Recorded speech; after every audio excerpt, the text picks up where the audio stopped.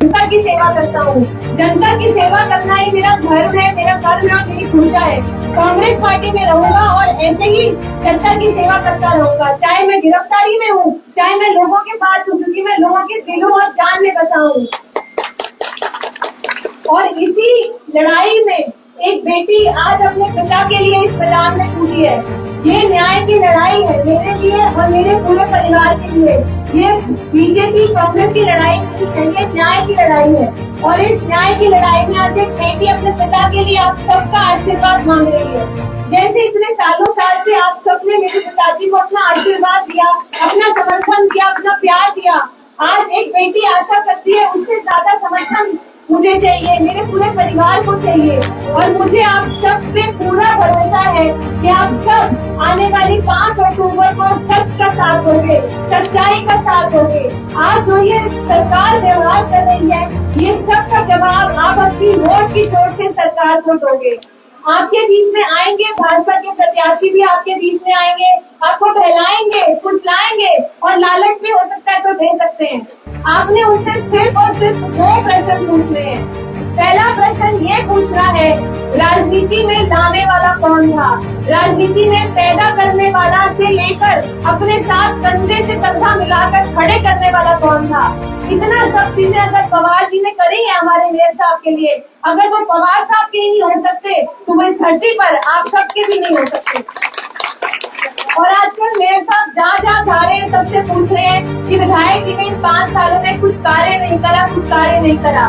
मैं कहना चाहूंगी मेयर साहब को उस कुर्सी पे बिठाने वाला सबसे बड़ा कार्य वही करा उन्होंने अपने 5 साल के कार्यक्रम में। और आप दूसरा प्रश्न हमने ये पूछना है, हमने इस सरकार को, भाजपा की सरकार को अपने बहुत मूल्य 10 साल दिए हैं।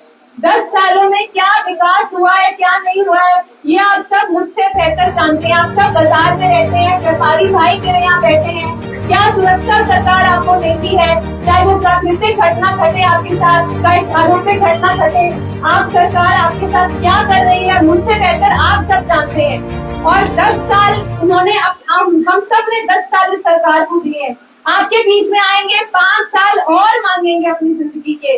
इसलिए आप सबको मैं कहना चाहती हूँ, हम सब ने 10 साल दिए हैं, बातों में नहीं आना। हर सर्वे बता रहे हैं कम से कम 60 से 70 सीट कांग्रेस की हरियाणा में बनने जा रही है 8 अक्टूबर को।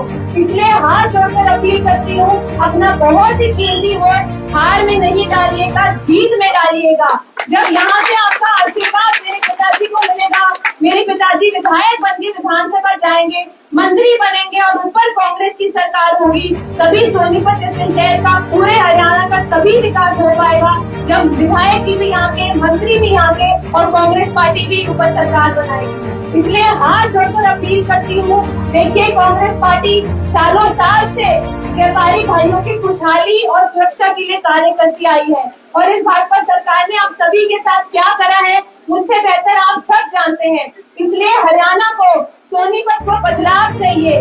कांग्रेस पार्टी बनाने जा रही है सरकार और आपके आशीर्वाद के बिना वो सभी अधूरे हैं। और जो मेरे पिताजी का सपना है सोनीपत का विकास करने का, सोनीपत को चमकाने का, वो पूरा नहीं हो पाया इन 5 सालों में, क्योंकि वो विपक्ष के नेता थे। विपक्ष में रहते हुए उन्होंने विधानसभा में बहुत मुद्दे उठाए सोनीपत के विकास के लिए, लेकिन सरकार ने हाथ बांधे हुए थे, कार्य नहीं करने दिए मेरे पिताजी को। इसलिए आप जो सभी से हाथ जोड़कर अपील करती हूँ, कांग्रेस पार्टी ऊपर आने वाली है, आप सबका आशीर्वाद रहेगा तो मेरे पिताजी विधायक बनेंगे, मंत्री बनेंगे और जो उनका सपना है सोनीपत का विकास करने का वो तभी पूरा होगा। हाथ जोड़कर माफी मांगती हूँ, इन 5 सालों में अगर विधायक से कुछ भी कार्य रह गया हो या किसी की समस्या का हल नहीं हुआ हो तो उसके लिए हाथ जोड़कर क्षमा मांगती हूँ। और आज एक बेटी आपसे आपका आशीर्वाद लेने आई है अपने पिताजी के लिए। इस न्याय की लड़ाई में मुझे अपने बुजुर्गों का, अपनी माताओं का, अपने युवा साथियों का आशीर्वाद चाहिए। आशीर्वाद लेने आई हूँ, प्यार लेने आई हूँ, सपोर्ट लेने आई हूँ और वोट लेने आई हूँ। आप सबका यहाँ बुलाने पर बहुत बहुत धन्यवाद और मैं स्वागत करना चाहूँगी।